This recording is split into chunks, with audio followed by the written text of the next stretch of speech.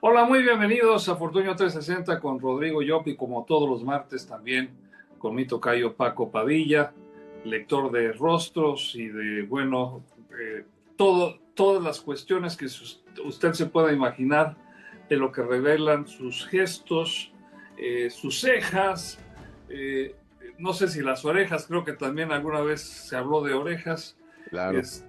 Y bueno, como estoy en España saludándoles desde Madrid, es un gusto pues platicar con Rodrigo y con Paco, que están en Ciudad de México y estamos haciendo este puente cada vez mejor, cada vez más visto. Y bueno, hoy tenemos un tema muy interesante, Rodrigo. ¿Cuál es? Hoy vamos a platicarles un poquito sobre el efecto Mandela, precisamente. Así es que vamos a platicar sobre por qué sucede el efecto Mandela y si nos pasa a todos y si estamos locos o si estamos ya en otro nivel de realidad, como sucede en algunas ocasiones que pensamos que cuando apagaron el CERN, el acelerador de partículas, de repente la línea de tiempo se rompió y estamos medio locos y estamos viviendo dos realidades, pero pues hay ciencia atrás de esto. Así es que de eso vamos a platicar un poquito. Bueno, y también vamos a hacer el análisis eh, con Paco Padilla, analista de rostros, de yo tuve la oportunidad de conocer personalmente a tres de ellos. Al Dalai Lama, que todavía está vivo, al señor Ratzinger, Benedicto XVI, y a Juan Pablo II, que tuvo a bien recibirnos a un grupo de periodistas en tres ocasiones, una vez solo, las otras veces de manera individual, por ahí. Una vez en México, dos veces en Roma, y bueno, de los tres me quedo, después les digo con quién, pero sí, y tengo mis propias opiniones. De ahí nació esta idea de proponerte, la Paco, de qué dicen sus rostros, porque ahora también me tocó pues verlo desde lejecitos, ahora sí, a Leo XIV, Papa Leo XIV, y me causó muy buena impresión, pero ¿por qué causan buena impresión? ¿Por qué de repente volteas y dices, este señor, como que, señor Ratzinger, como que, no sé, tú eres el experto, ¿por dónde empezamos, Tocayo? Así es, tocayo, buenos días, bueno, buenas tardes, buenos días, buenas noches, donde estén, ¿no? Así que con todo el gusto aquí, con ustedes, compartiendo esto, mi querido Rodrigo. Pues bueno, hicimos un análisis, una investigación muy puntual, comparativa de los últimos cuatro papas que hemos tenido, incluyendo Sí, obviamente el actual, y el Dalai Lama. Yo creo que es esta información, más allá del liderazgo, hay que entender que son líderes espirituales, finalmente, el liderazgo pueden tener más allá de la creencia, religión y todo. Finalmente, pues los rostros nos dan información, nos dan elementos y pues vamos a comenzar yo creo que con lo primero que serían las coincidencias y luego las diferencias, ¿no? Y encontramos en el análisis general, yo les preguntaría a ustedes, ¿qué creen que pueda ser la primera coincidencia en el rostro que puedan tener? Ahora sí que a ojo de buen cubero, como se dice.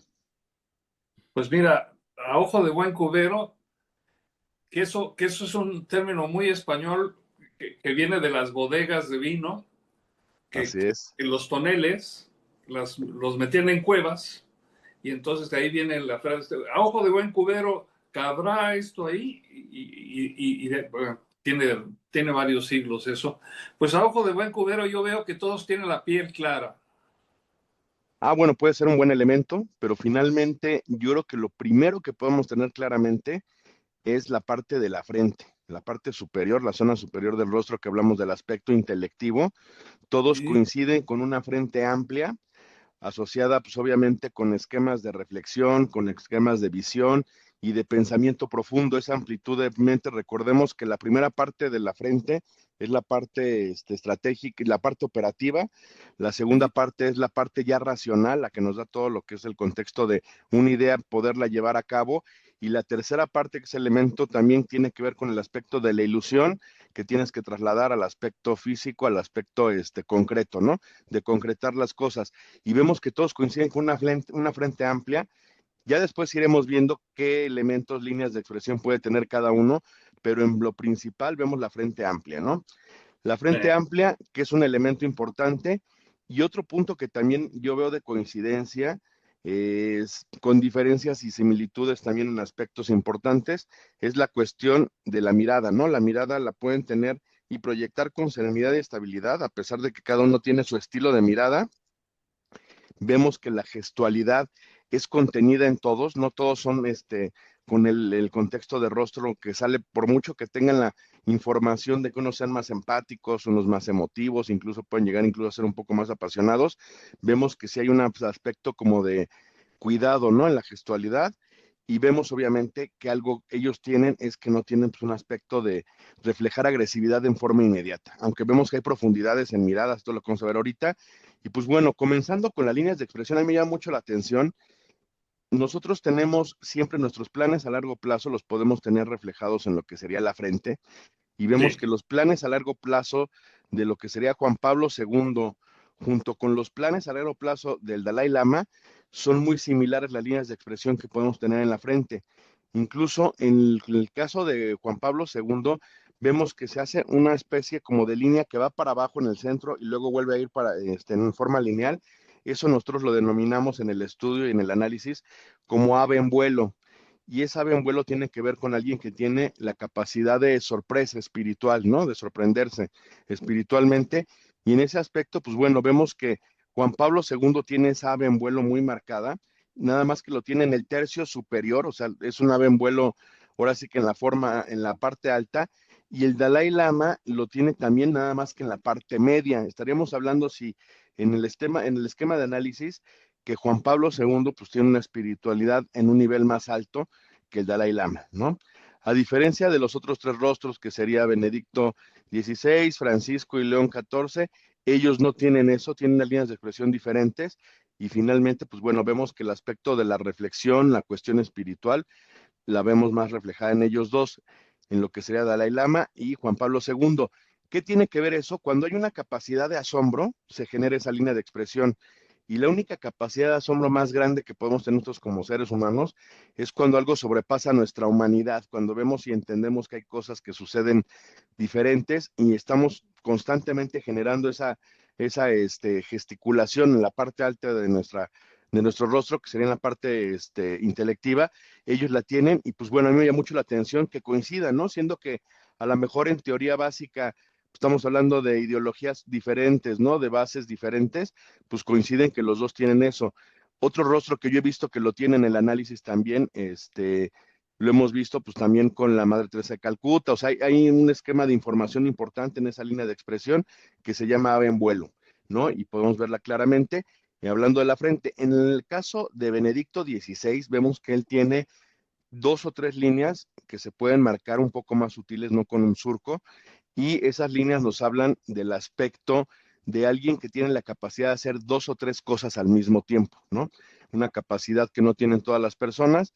Él lo tiene, podemos encontrarlo también muy claramente en el actual Papa, en León XIV, vemos que también lo tiene, y en el caso del Papa Francisco, vemos que no tiene esas líneas de expresión tan marcadas, sin embargo, lo que sí tenía muy marcado es lo que hemos hablado siempre, el entrecejo, con análisis, ¿no? Las dos líneas de expresión que son, yo les digo las líneas del doctor, ¿no? Que si tú vas al doctor y si tu doctor no tiene esas dos líneas de expresión, pues no sé qué tan analítico pueda ser y concreto y correcto en lo que esté dándote de opinión, entonces porque no se opere, por favor, con ese doctor, ¿no? no se operen, no se operen o no se vayan a poner el Botox en las líneas de expresión con él tampoco, ¿no? O sea, porque no entiende esa parte de análisis y puede ser negativo. Lo vemos muy claramente con León XIV, esas dos líneas de expresión, y lo Sí. vemos también con Benedicto, que lo tenían. Y otra línea de expresión que es muy importante, que le llama mucho la atención siempre en los estudios y en todo lo que platicamos en medios y todo,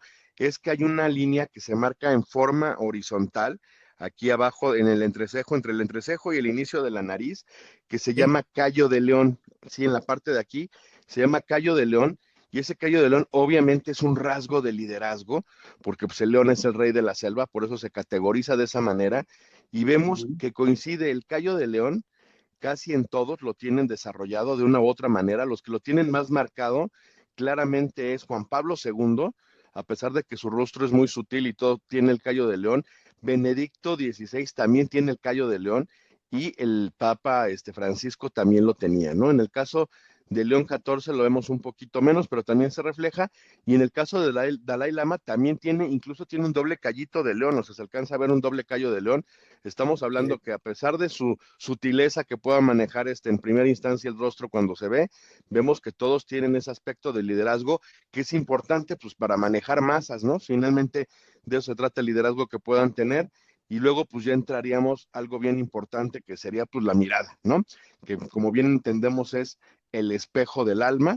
Vemos claramente que las miradas, a pesar de que todas tienen una cuestión de serenidad, de equilibrio, de sutileza, hay diferenciación en todos.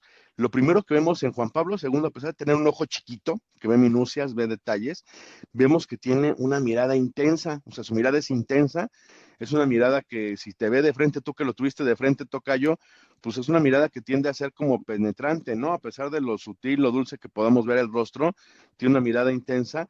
Yo creo que tiene que ver mucho, ¿no? Con todos los esquemas es un rasgo de carácter ese tipo de mirada y tiene que ver mucho con las vivencias, ¿no? Con todo lo que haya pasado en nuestra vida y él claramente lo tiene, ¿no, tocayo? ¿Cómo ves? Pues mira, déjame describirte mi primera impresión.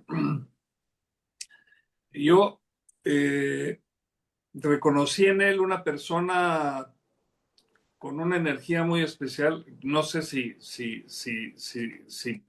estén de acuerdo que hay energías o que le puedes llamar vibraciones, buena vibra, mala vibra, pero sentí algo que sentí lo contrario, por ejemplo, con Ratzinger, que también tuve la oportunidad de conocerlo como cardenal, no como papa.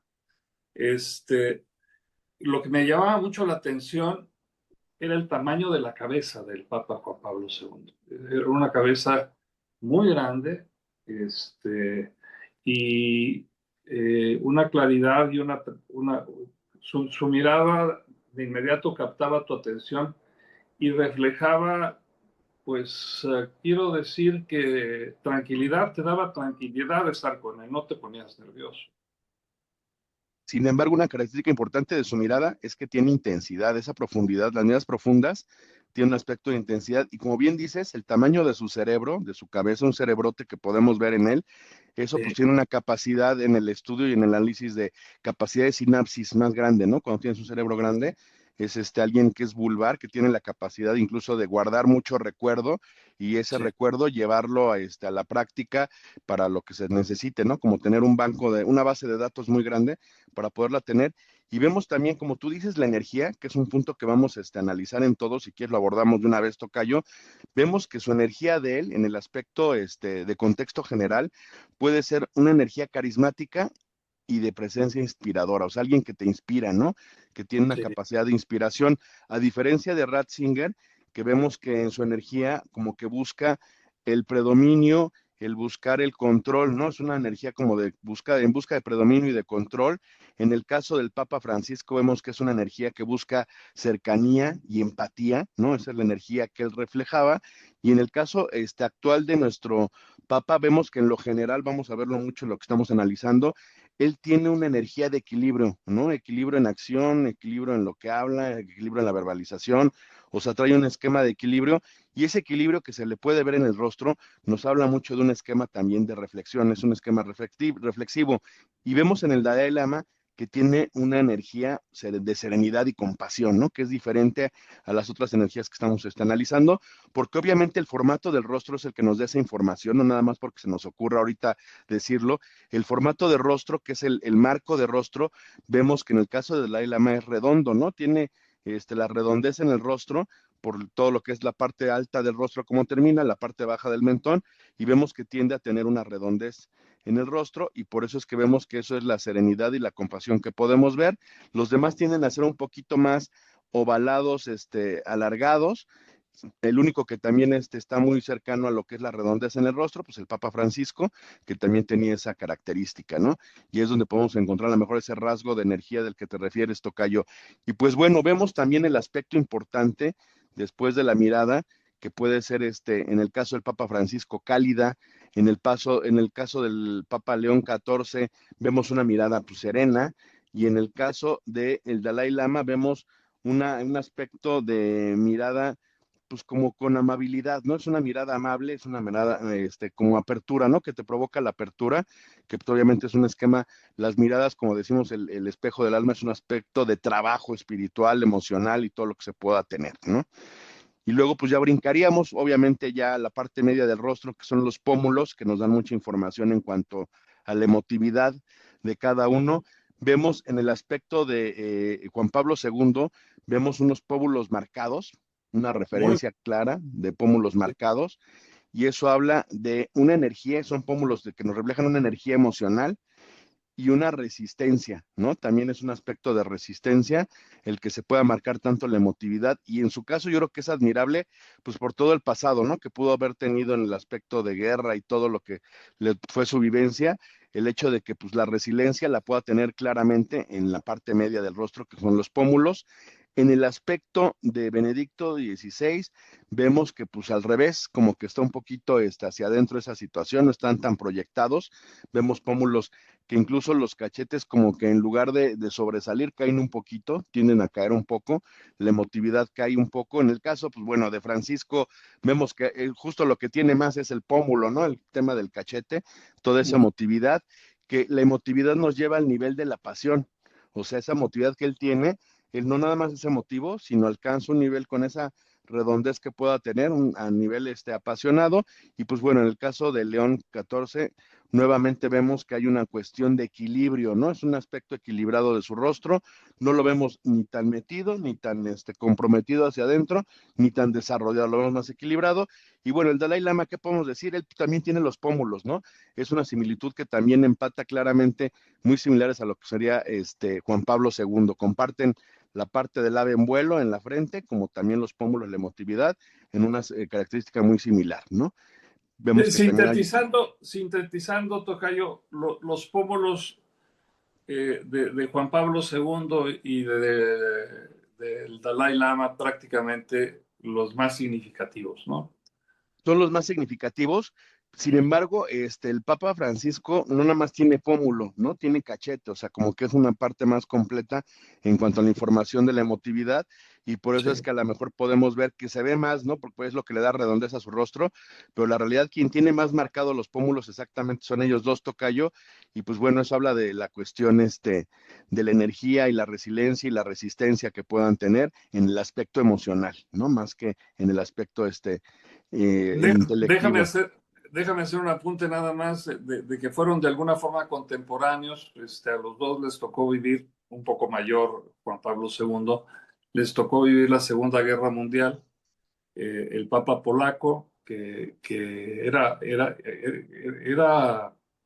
poeta, le gustaba escribir, le gustaba la poesía, le gustaba la danza, le gustaba la lectura. eh, Decidió ir por el camino de la iglesia, afortunadamente para mucha gente, ¿no? Pues obligado o no, el Papa Ratzinger vistió el uniforme de las juventudes o de la niñez nazi. Llegó ya a llevar la suástica en las camisas, ¿no? No fue su decisión, era un menor de edad, pero los dos, unos víctimas, el país de Ratzinger, victimario del de Polonia, de Cracovia. Y bueno, pues esas son las historias que quería yo compartir con ustedes. Eh, los últimos dos papas son ellos dos europeos, los siguientes nacidos en el continente americano. ¿Ves alguna similitud en rasgos del continente o eso no tiene nada que ver? Pues yo creo que nos iremos en ese aspecto básicamente a lo que comentábamos al principio, el color de piel, ¿no? Que nos pueda dar esa información, que Sí. finalmente vemos que todos pues traen una similitud en ese aspecto, pero luego yo miré algo que es muy importante ya de la parte baja del rostro, que sería la cuestión de la boca, ¿no? Que finalmente es la forma como podemos nosotros verbalizar, sacar la información y ver la contención. Las contenciones se ven mucho en la boca y justamente la contención es eso, ¿no? Es con tensión, cuánta cuestión de tensión pueda tener cada uno de ellos.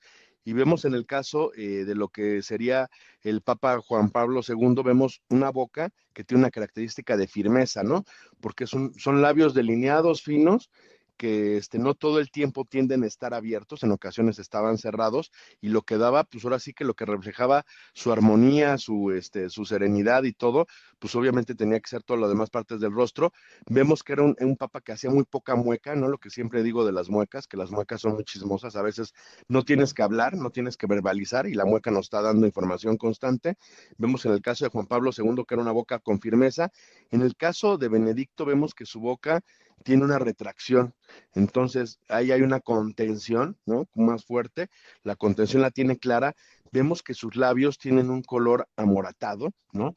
Los labios amoratados hablan de alguien que pueda tener un esquema de, a veces como de ¿De enojo, ¿no? morderte? Alguien, sí, si alguien que recordemos que cuando alguien se enoja, lo que siempre les comentamos es, cuando alguien se enoja, lo primero que hace es, para jalar aire por la nariz, aprietas la boca, y cuando lo haces muy seguido, te rompes los microvasitos que podemos tener en los labios y genera una coloración diferente. Vemos que él a lo mejor tenía un aspecto de que si era un poco enojón, ¿no? Porque vemos que ahora Irritable. sí que sí, Y sí, irritable, le delatan los labios muy claramente, ¿no? yo ahí lo conocí en una visita a la Basílica de Guadalupe y bueno, sabía mandar, ¿eh? O sea, de cardenal, cardenal, pero con dedito mandón, ¿eh? Sí. Sí, sí, sí, no, no recomendable, ¿no? Mejor no te metas con él. Sí, pero a lo mejor un aspecto de imposición y control, ¿no? Que pueda tener, también se lo vemos en el rostro. En el caso Sí. del Papa Francisco es una boca expansiva, es una boca que normal, ahora sí que sin movimiento normal, tiende a ser mediana grande, pero en cuanto habla, su boca tiene como un crecimiento, ¿no? ¿Cómo podemos determinar que una boca es más grande de lo normal?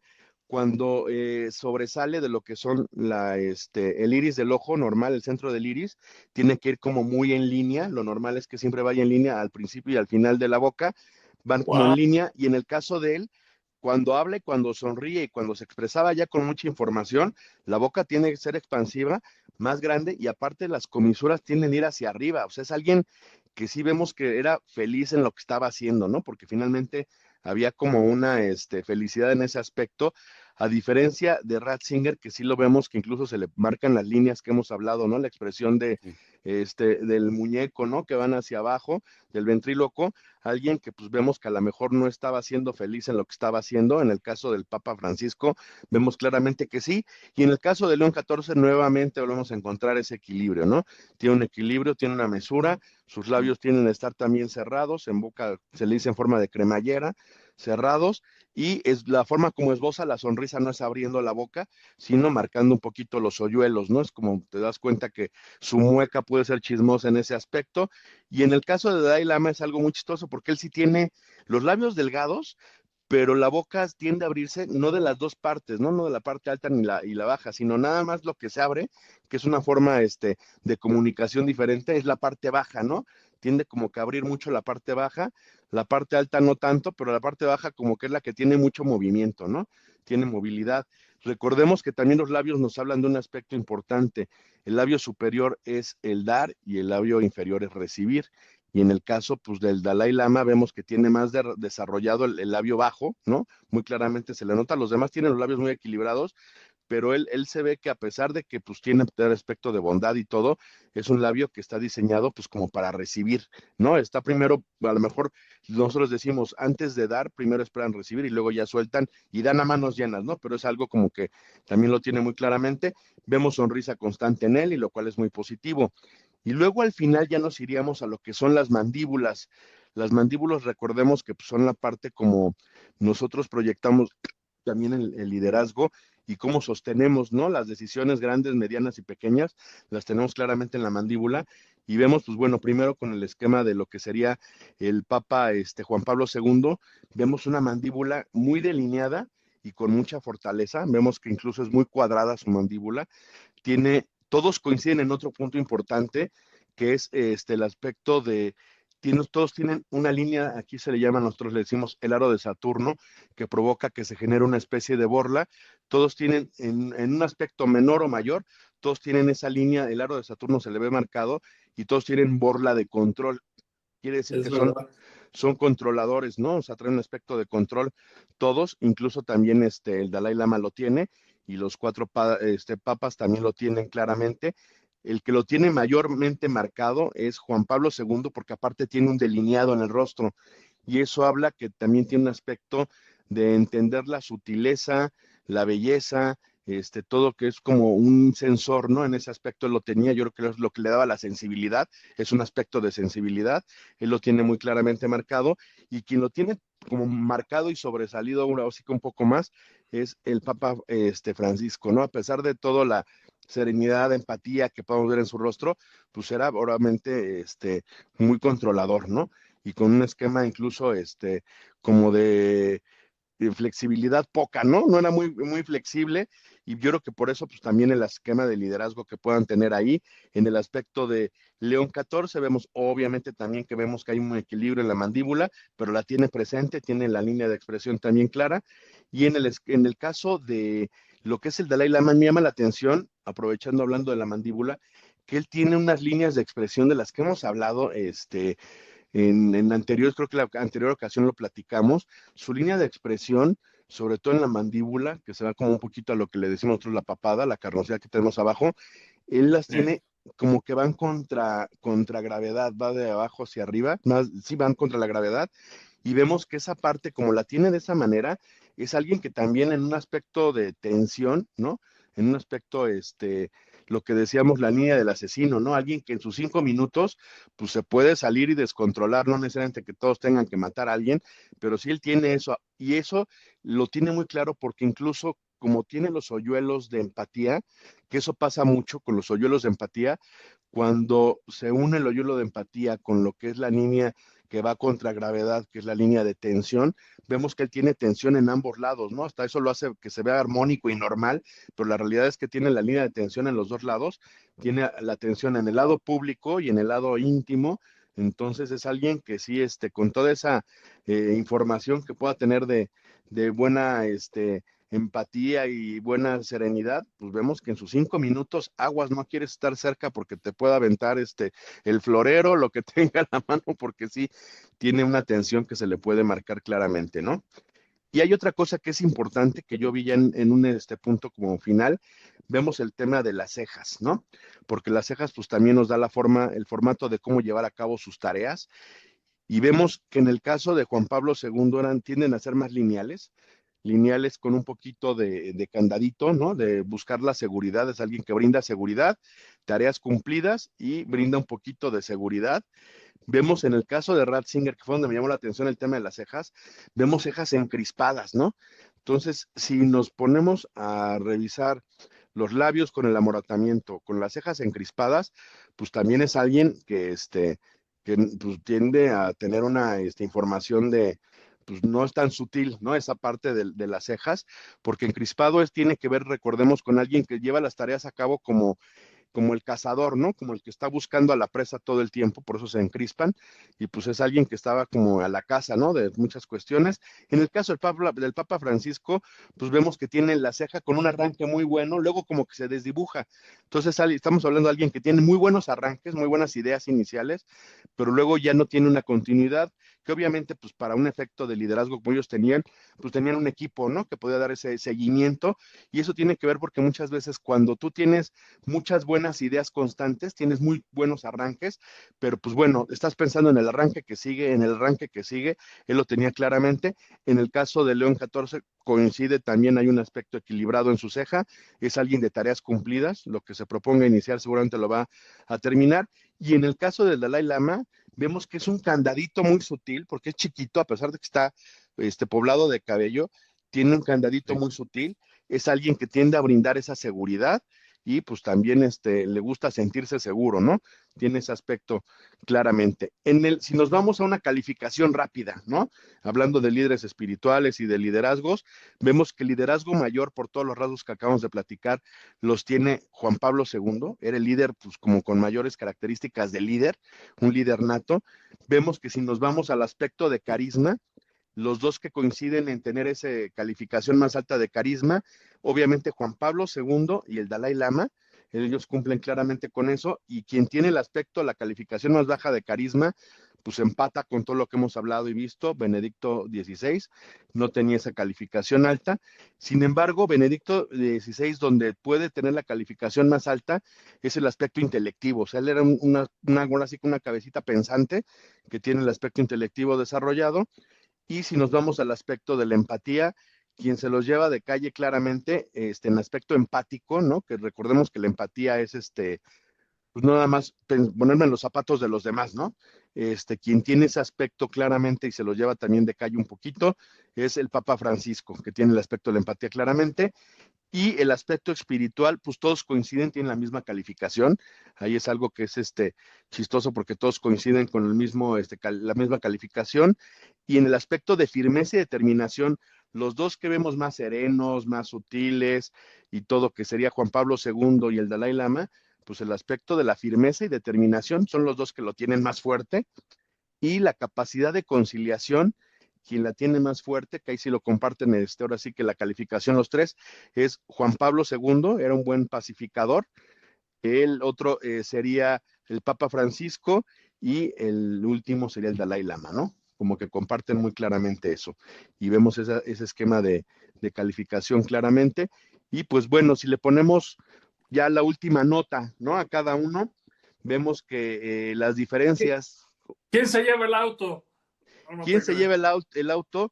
Se lo llevan entre Juan Pablo II y el Dalai Lama. La verdad se lo llevan claramente porque tienen, incluso yo me puse un análisis de un poquito de lo que era su corporalidad, su lenguaje no verbal, y vemos que en ese lenguaje no verbal, el carisma, porque también reflejan esa especie de carisma y ese esquema de liderazgo en el momento de todo lo que puede hacer sus manos en una plática, en una charla, en lo que están dando sus homilías y todo. Vemos que el carisma lo tienen Juan Pablo II, Dalai Lama. El equilibrio institucional lo puede tener claramente León XIV. La serenidad espiritual la vemos más en el Dalai Lama. La empatía social, como lo habíamos dicho, lo tiene el Papa Francisco. Y pues bueno, la intelectividad la tiene Benedicto XVI. Pero quienes se llevan de calle el aspecto también en la cuestión de la microexpresión no verbal y todo lo que pueda hacer los microgestos, toda la corporalidad y todo lo que se puede hacer, el movimiento de manos y todo, vemos que el carisma físico, si lo podemos etiquetar de esa manera, lo tienen claramente Juan Pablo II y el Dalai Lama. Y pues bueno, ellos serían como los que se llevan pues toda la información, ¿no? Vemos los rasgos que empatan, los rasgos que no empatan, y al final las calificaciones de todo, que créanme que fue un análisis que ayer me quedé hasta tarde, porque como todo lo que me dices, tocayo, me genera como algo que no había analizado antes. No es lo que me piden siempre, ¿no? Por lo regular me piden un esquema de información casi en todos lados muy similar o igual, y en tu caso sí, me haces que le piense de más, tocayo, que le ponga un análisis, un ratito más de análisis con los personajes que me pones, porque es No, pues es que importante es cómo excelente, es excelente evolucionan. y muy, muy certero. Déjame compartir algo de una colega que viajó siempre con el Papa, bueno, con todos los papas ha viajado, es una reportera muy reconocida. Y me platicó la anécdota de Francisco, que en su primer viaje internacional, si tú recuerdas el primer viaje al exterior desde Roma, ¿no? Estamos hablando de Roma o del Vaticano, el Papa Juan Pablo II escogió México. Y en el caso de Francisco, pues era su primer viaje, no fue a América Latina, no recuerdo el país, pero la gente que lo rodea pues, siempre le hablan de su santidad, ¿no? Su santidad, su santidad. Y y bueno, dado que hablaba español, su santidad Francisco, ¿no? Preguntó ya, llegaron su santidad, ya está todo listo para que el avión despegue, ¿no? Tenía la plataforma, la escalera. Y dice, mi portafolio, por favor. Dice, no, pues el portafolio ya está en el avión. ¿Cómo? No, no, no, no, no, no, tráigamelo en este momento. Y entonces, pues fueron por el portafolio, de lo que demora un señor en subirse las escaleras a un aerobús o no sé qué sea, ¿no? Calcula Claro. 10 minutos, le dan el portafolio y la primera foto del Papa Francisco saliendo a su primer viaje, deliberadamente fue con un portafolio en la mano izquierda. Y, y ya que estaba en el avión, eso le llamó la atención a toda la fuente que cubría al Papa, ¿no? Cada Papa tenía sus rasgos. Juan Pablo II era poco accesible en ocasiones cuando estaba cansado. Era un papa fue un papa que viajó muchísimo y el que tuvo el pontificado más largo, el tercero más largo en la historia, 27 años creo que fueron. Entonces, pues cada quien tiene sus rasgos. Al que le veo una fortaleza casi atlética es a Leo XIV y lo veo como una persona muy inteligente. Lo que es muy aceptado también es que tal vez en las encíclicas y todo lo que escribió Benedicto XVI no hay quien lo supere.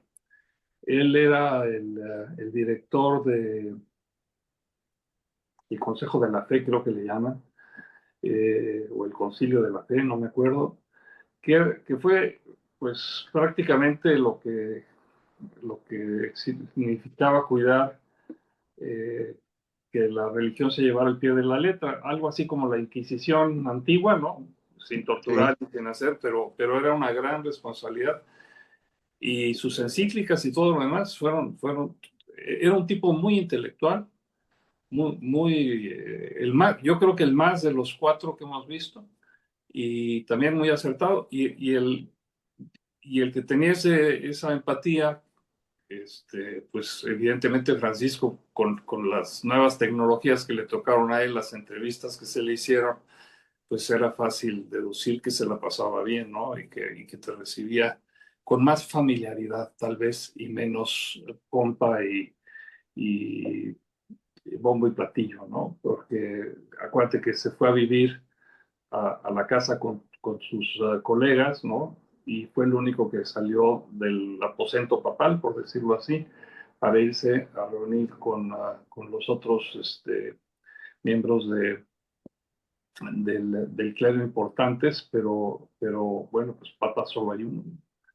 Y el que exactamente. siempre se mantuvo con cierta distancia, por, y también el único que renunció a su labor y a su deber fue Ratzinger. Y cuando dices que no estaba satisfecho con lo que estaba haciendo, pues sí, también tienes razón, porque finalmente acabó diciendo, ¿saben qué? Aquí están sus canicas, Yo ya me voy. yo ya me voy. Entonces, un aplauso para Paco Padilla, porque, bueno, más acertado no puede ser. Paco, quiero preguntarte algo. Quiero Claro que sí, preguntarte Rodrigo. algo, porque y ahí te va échate trompo a la uña. Dicen por ahí que el hábito hace al monje, el rostro Sí. hace al monje, es decir, en el cónclave, pues claro que checan currículums y checan, pero checan la foto, checan el rostro, checan este, esta persona qué va a reflejar cuando esté dando los mensajes de la iglesia. Es un poco difícil verlo con el Dalai, porque pues ese se elige desde bebé. Bueno, se encuentra, Claro, corrijo, se sí. encuentra desde que es pequeño, pero en un líder espiritual se requiere tener un rostro para hacerlo. Es parte del trabajo. Alguna vez te voy a contar, alguna vez me apliqué para un trabajo y me dijeron que no, porque no tenía canas. Y el trabajo requería tener canas, porque reflejaba, pues, trayectoria. Sí, sí, todo el tema de la experiencia. Fíjate que yo creo que como cualquier, ahorita le diste al clavo y la respuesta va un poquito por allá, Rodrigo, yo creo que como en cualquier tema hay dos aspectos, ¿no? El aspecto consciente cuando tienes la información, si nos ponemos a ver en un nivel de ciencia, ¿no? La morfopsicología, si hay alguien especialista en eso que también da una calificación, una opinión para poder dar una determinación o conclusión, yo creo que en un aspecto consciente, pues puede haber alguien que pueda decir, él sí tiene el liderazgo, él sí refleja esta información con un aspecto que puede dar una calidez, una cercanía, una empatía, toda esa información de la que hemos hablado. Yo creo que si lo pudiera ver, yo creo que sería pues muy puntual, porque vemos que hay rasgos que coinciden, y más si lo vemos a lo mejor un poquito en la historia moderna, que esto es lo último que acabamos de ver, son los últimos cuatro papas, y hablan de la historia obviamente moderna, alguien que pueda tener ese estudio y ese análisis muy claro y puntual, que esto debería de ser, no, no lo digo de otra manera, sino para todo, ¿no? Para temas de esquemas laborales, para temas de esquemas de seguridad, para temas de cuestiones de pareja, o sea, ojalá esta información, parte de lo de que voy a sacar en el libro, es que esa información sea como un legado para que cualquiera lo pueda tener en la mano y pueda tener la idea inicial de mi libro, la ley del post-it, un post-it en la frente y decir aquí veo esta forma, o sea, los 4 puntos principales o 5, ¿no? Entonces yo creo que sería muy buena esa parte de información. En el aspecto no consciente, sino inconsciente, también hay una cuestión importante. A lo mejor sin tener todo el esquema científico de decir el mentón nos da la fortaleza, la resiliencia, la frente la intelectividad, la parte media nos da la emotividad, todo eso, pero en el aspecto no consciente, inconsciente, yo creo que también tiene que ver, ¿no? Que hagan un análisis de decir, a lo mejor este cumple todas las credenciales, esta persona, pero si vemos su rostro, no nos refleja lo que queremos que refleje hacia los demás, ¿no? Ese liderazgo, ese todo. Yo creo que finalmente también tiene que ser parte, y seguro yo creo que es parte de una calificación, porque también los Sí. rostros hablan de momento, ¿no? O sea, los rostros tienen esa cuestión de dinamismo y hablan de un momento. A lo mejor el rostro que pudo haber tenido Juan Pablo II cuando llegó a su pontificado es un rostro que cumple toda esta información, pero a lo mejor no era el mismo rostro que estaba en la guerra, ¿no? En la guerra, también a lo mejor hubiéramos visto si su mirada era intensa, más intensa, su mirada era, a lo mejor tendía a ser hipervigilante, pues más hipervigilante. Entonces yo creo que esa parte tiene una evolución y yo creo que sí se fijan en el rostro del momento, ¿no? ¿Qué me va a dar ahorita que va a empezar? ¿Qué es lo que va a hacer? Y lo pueden buscar, yo creo que desde el dos puntos importantes, consciente e inconsciente, que siempre yo digo eso, pues finalmente de eso se trata, ¿no? Porque muchas veces tenemos una persona enfrente y dices, híjole, como que no me late, ¿no? Como que esta persona, pues no, no le veo por qué, pero no me late, hay algo que no le encuentro, algo que no me gusta, o al revés, esta persona de la nada me cayó muy bien y ni siquiera he hablado y ya hice un clic, ya hice un match, ¿no? Con esta persona y tiene que ver con ese aspecto inconsciente del que estamos hablando, que a veces el inconsciente tiene que ver también, estamos analizando, recuerden, conductas humanas, ¿no? Como humanos analizamos conductas humanas y tiene que ver con rasgos de temperamento y tiene que ver con rasgos de carácter, y los rasgos de carácter tienen que ser con las vivencias. Entonces, es muy chistoso, y luego yo en los cursos lo veo, que cuando vemos que dos personas que tuvieron cierta vivencia similar que ni se conocen, hacen clic y match rapidísimo, sin saber toda esa información, sin tener conocimiento, porque esa empatía la da esas vivencias que generan los rasgos y esos rasgos tienen a empatizar claramente, ¿no? Entonces, también tiene que ver con eso. Yo creo que lo que buscan muchas veces, pues es eso, ¿no? A mí me llama la atención mucho, ahorita que comenzamos la nota, como siempre, tocayo muy puntual estos comentarios, que dices, pues lo primero, el color de piel, ¿no? O sea, el color de piel de estos últimos 4 papas y el otro líder espiritual también, vemos que es muy similar, no vemos un color de piel diferente, ¿no? Ahorita hay una tendencia con todo lo que yo estoy estudiando de la morfopsicología, que pues hay que leer mucho todo el tiempo, que Sí, también la piel es un punto donde recibes información, así como tenemos receptores amplios como son los ojos, como son la nariz, y en ocasiones pues, también lo que entendemos de los oídos, un receptor importante es la piel, ¿no? Y un receptor que vemos que es coincidente en todos ellos, que es el mismo, es este color de piel. ¿Y por qué es un receptor importante en el estudio? Porque nos habla de cómo somatizas también los temas, ¿no? Cómo llegues a somatizar. Hay una información de estudio científico que no somatizan igual las pieles más oscuras, morenas, que las pieles claras, somatizan diferente. Hay un esquema de somatización diferente, en qué órganos incluso pueden somatizar, ¿no? Esta ciencia nos da hasta para eso, ¿no? Para entender un poquito un avance de esa situación. Este tipo de pieles somatizan más en temas de órganos internos, somatizan más en temas de cuestiones cardiovasculares, y es la tendencia, ¿no? O sea, a lo mejor son temas que si alguien también los estudia y lo analiza antes de ver quién puede ser, pues dices, bueno, son temas que podemos tener una mejor prevención y control, sabiendo que estas son las posibles enfermedades que le pudieran dar, ¿no? Incluso, o sea, esta información, pues hasta eso puede llegar y a dar, ¿no? Entonces, realmente yo creo que puede ser importante porque la somatización en otro tipo de piel tiene que ver mucho con no nada más órganos internos, ¿no? Sino tiene que ver mucho ya también con el tema de riñones, somatizan las pieles morenas un poquito más en riñón, o sea, todo lo que les puede haber pasado en vivencias en temas de carácter, y pues vemos que se van por otro lado, que son más, pues como incontrolables, ¿no? Como no tienes más prevención, y ya que llega la enfermedad, pues ya es como más progresiva y mortal. Entonces yo creo que pues, si alguien lo ha puesto o lo ha analizado, y si no que nos llamen, los podemos ayudar con mucho gusto, pues para también ver esa información que es importante, ¿no? Te voy a decir qué te va a pasar, tocayo. No soy adivino, pero casi. Va a haber mucha gente que antes de casarse te va a llevar la foto de la pareja. Oiga, ¿usted cómo ve aquí a la señora, no? Sí, porque O a este señor, porque no vaya a ser que no me estoy fijando en algo, ¿no? sí, el otro día en un programa hablamos de un perfil completo, ¿no? Porque me decían, bueno, a ver, el rostro da una información, pero ¿qué tal si en la escritura vemos que el rostro dice una cosa y la escritura grafológicamente dice otra cosa? Y yo les dije, pues bueno, no, si nos vamos a eso, pues también como greenólogo, pues me puedo analizar las huellas, ¿no? Y en las huellas puedo ver, pero es algo que es muy chistoso, porque pues ahí es donde viene justamente el empate. Lejos de que haya discrepancias, la tendencia, como buena ciencia, es que pues generas una hipótesis y conclusiones, y las conclusiones tienden a ser muy similares, ¿no?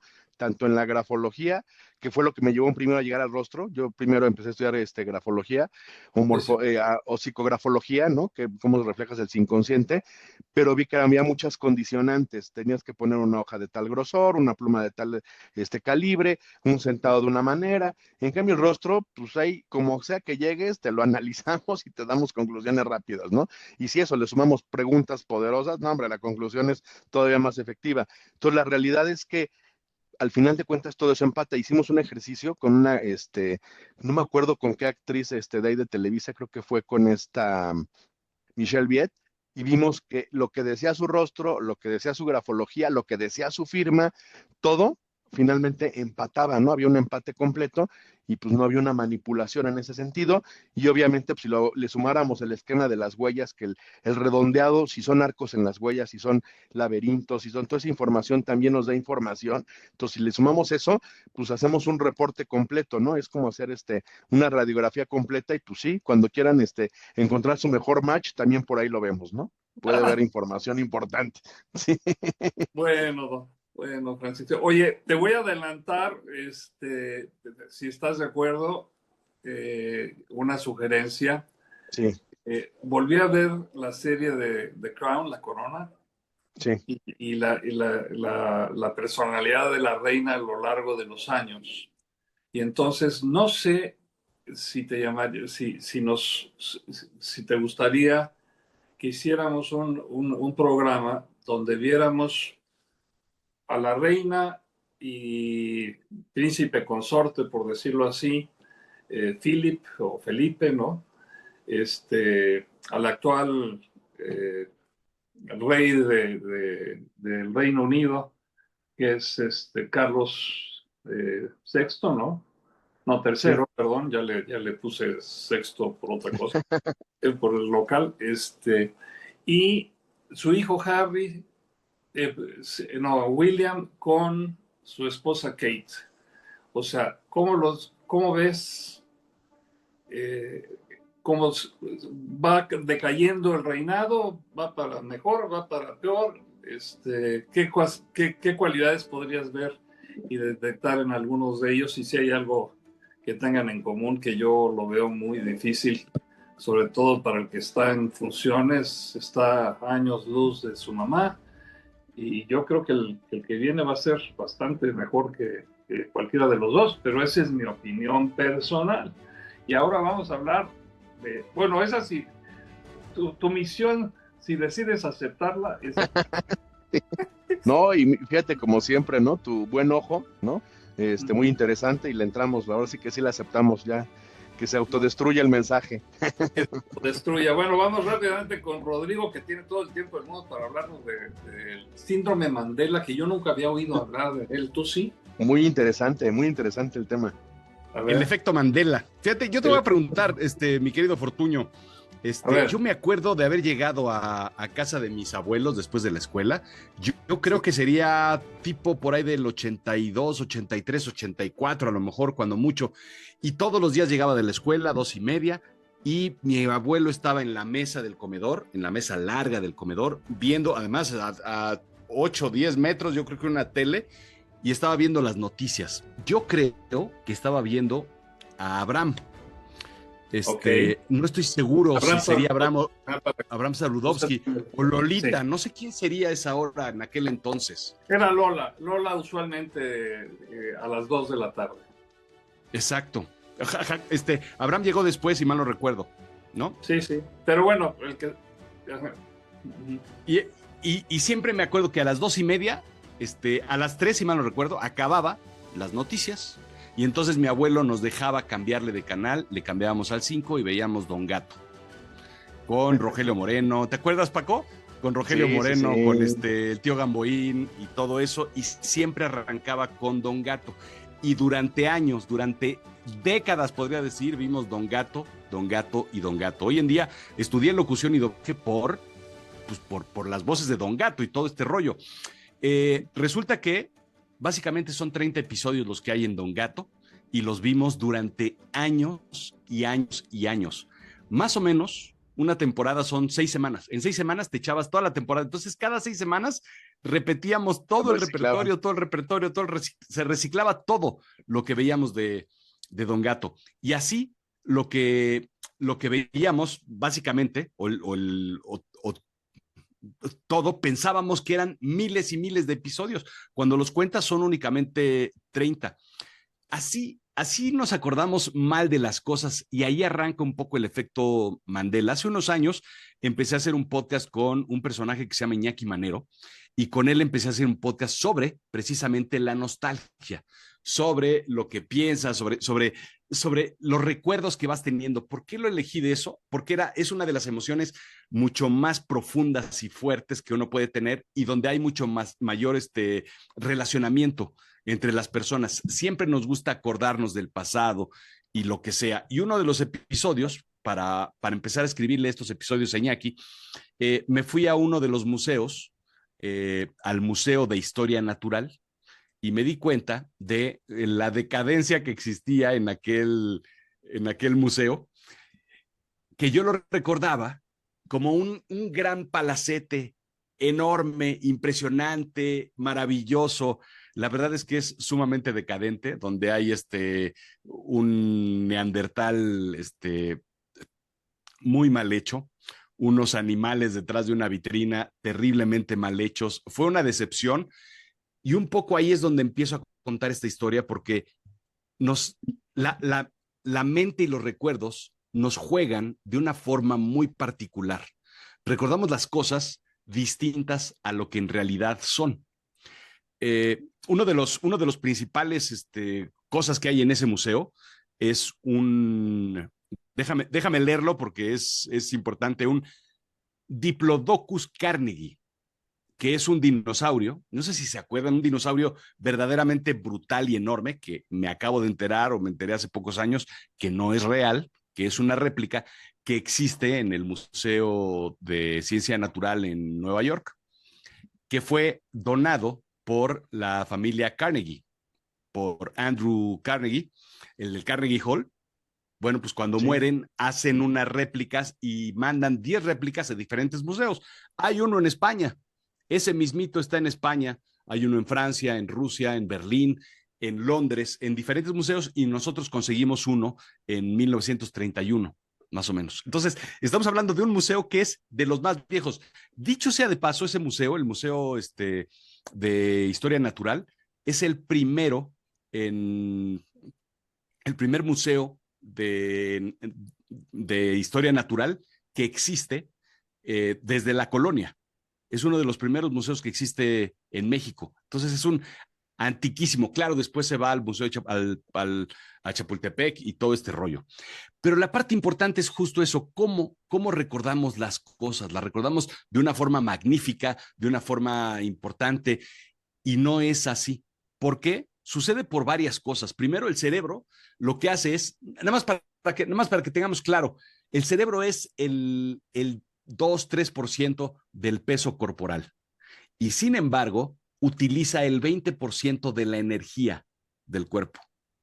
Y entonces almacenar toda esta información requeriría aún más información. Entonces lo que hace el cerebro es únicamente recuerda ciertos flashazos, ciertos pedazos de la información y cuando queremos recordar algo, entonces hay una reconstrucción. El cerebro trabaja para reconstruir, no es como que va al disco duro y saca una cinta y le pone play, sino que empieza a reconstruir.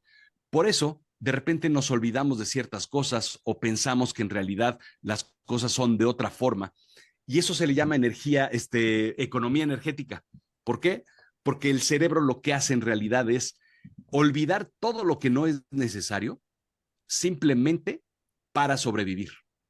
Entonces, si no es importante para sobrevivir, entonces lo olvidamos y tenemos ciertos destellos de recuerdos de cosas y cuando queremos recordarlas, entonces las traemos al mundo y entonces las recordamos. ¿Qué pasa con el efecto Mandela? El efecto Mandela es algo que de repente toda una comunidad, toda una sociedad, toda una tribu lo recuerda de alguna forma en la que no fue. Y uno de los ejemplos más clásicos que existen es, bueno, precisamente viene de Mandela, que mucha gente recuerda que Mandela murió en la cárcel cuando no fue así. Ahí nace el efecto Mandela y la gente empieza a tener esas conversaciones y esas pláticas y evidentemente es completamente falso, pero hay gente que verdaderamente hoy en día lo sigue creyendo. Incluso recuerda a Mandela detrás del rostro de Morgan Freeman. Ese es otro de los efectos Mandela que existen cuando sabemos perfectamente bien que es otro tipo de cosas. ¿Qué sucede? Mucha gente recuerda haberse tomado una foto con el Pato Lucas en Disney, cosa que es imposible ¿no? porque son de otros universos. Y uno es blanco y el otro es negro, digo, sueno así medio racista desde el principio, pero no es mi estilo, ¿eh? Pero el Pato Lucas Exacto, es negro y es de Warner Brothers y el otro es de Disney y es el amigo de Mickey, ¿no? nada que ver.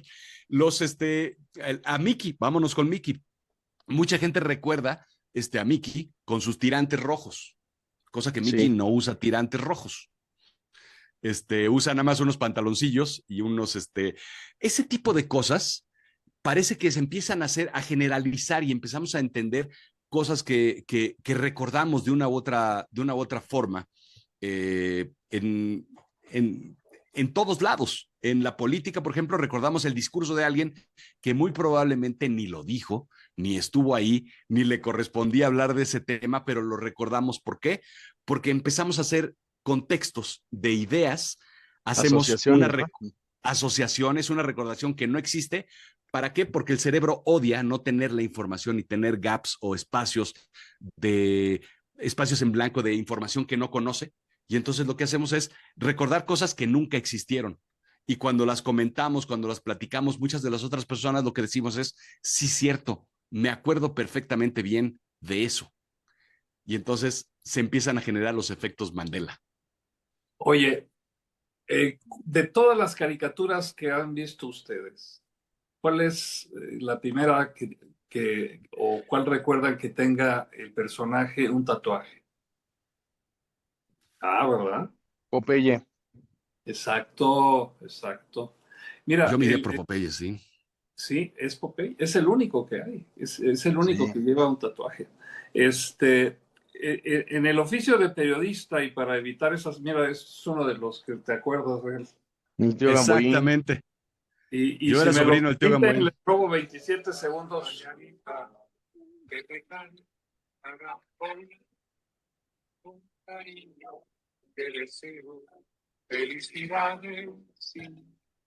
Ahí está. Sí se Qué oyeron las mañanas. joya. Claro que sí.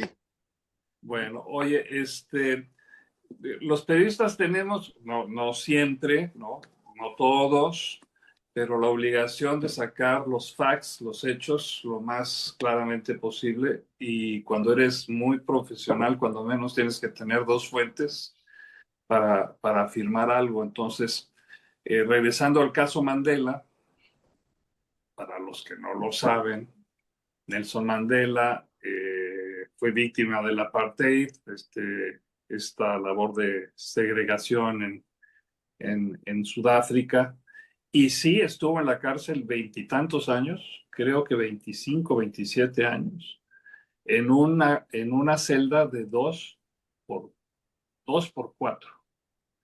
Y se hizo amigo y aprendió muchas cosas, y aprendieron muchas cosas de él. eh, de sus carceleros. Y cuando se distinguió Mandela, y ojalá todos tuviéramos ese efecto Mandela en este sentido, finalmente lo dejaron libre porque era un preso político del apartheid. Y lo que hizo fue, en vez de vengarse de los blancos, del régimen blanco que lo había encarcelado, al presidente o expresidente en turno, porque Mandela fue a elecciones y las ganó. La mayoría de los habitantes de Sudáfrica son de raza negra. Este, en vez de vengarse, en vez de, pues, estas cosas que hemos visto recientemente en algunos países de América Latina, que llega alguien y cambia el régimen y destruye todo lo que hizo o hicieron los anteriores, para bien o para mal, pues hizo crecer a Sudáfrica y la ha hecho una mejor nación, y sobre todo una convivencia más sana. Pero sí estuvo en la cárcel, se ganó el Premio Nobel de la Paz, por supuesto, y fue uno de los grandes personajes de la historia con Martin Luther King, que otro día haremos otro programa, tocayo, de las grandes figuras, ¿no? También. Y bueno, yo de lo que has dicho me llevo lo mismo que tú. Yo, cuando fui por primera vez al Museo de Antropología, se me hizo enorme. Además, había unas maquinitas que para mí eran algo novedoso, donde llegabas y metías un billete o una moneda y te daban un sándwich, ¿no? Frío, ¿no? Pues, y después podías ir por una Coca-Cola, que siempre eran botellas pequeñas y de vidrio, ¿no? Y bueno, veía la maqueta de los mamuts y se me hacía gigante, y también la maqueta de Tenochtitlan, decía, Dios mío, y me encantó, y dije, no, es un museo enorme, y sí es grande, sí es uno de los museos más importantes del mundo en materia de arqueología, pero no como yo me lo imaginaba, ¿no? Yo creo que también, y esto lo dejo como reflexión, cuando vuelves a leer un libro, cuando regresas, Sabina, pues sí saben quién es Sabina, ¿no? Joaquín Sí, Sabina.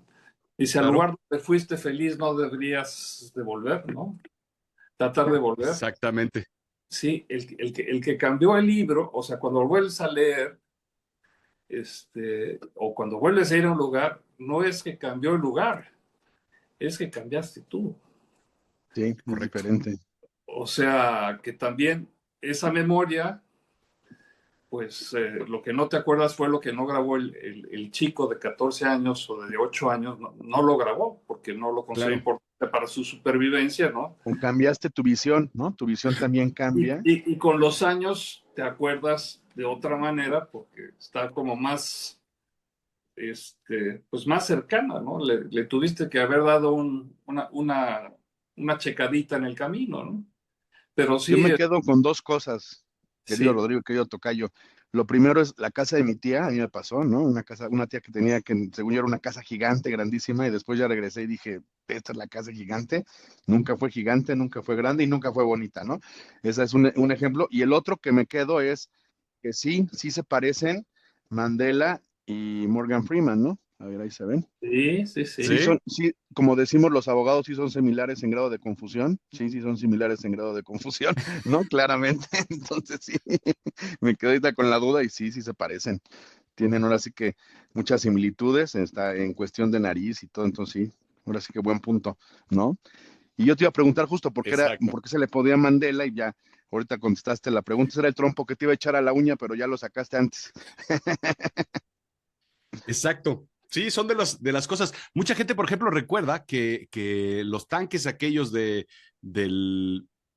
la Plaza Tianmen Sí, atropellaron al muchacho, cosa que no sucedió, pero la gente te lo puede afirmar que así lo vieron incluso en la televisión. sí, Y son ese tipo de recuerdos que a lo mejor son confusiones, son cosas que crees que debieron haber pasado o va mejor hacia tu narrativa. Es tu vida se acomoda muchísimo mejor cuando cuentas esa historia, ¿no? Y después otra cosa tiene que ver mucho con las historias que vamos contando todos, ¿no? Mi esposa siempre me dice claro. que cuando voy con mis amigos, ¿de qué hablaron? De las mismas historias que contamos hace 30 años y las contamos y seguramente ya le hemos dado tantas vueltas que seguramente ni fue real. Pero es el efecto Mandela en donde todos aseguramos que algo sucedió. Y Sí, hay gente que la ha escuchado tantas veces en la historia que dijo, yo ya se estuve la ahí. creyó. Sí, Claro que sí. Yo estaba en Nueva York cuando asesinaron a John Lennon. sí, Seguramente no. Pero la mente empieza a jugar esos juegos en donde quieres estar en parte de la... Y la cosa es esa, que la mente y la memoria es tan maleable que entonces hacemos ese tipo de cosas. Pues esa es la así historia del es. efecto Mandela. Pues está muy, muy Muy buena historia, interesante. muy interesante. Mandela, voy a, yo voy a promover que el efecto Mandela es un buen efecto el Mandela. O sea, te trae a la realidad a veces, ¿no? O cuando Claro. Exacto. Rodrigo y yo fuimos al mismo colegio en algún tiempo y a mí, bueno, no voy a decir su nombre, pero a mí me traía vuelto loco así. Una chica de mi salón, Que no se parecía a Mandela. no, no, usaba la minifalda mejor puesta del universo y era guapísima.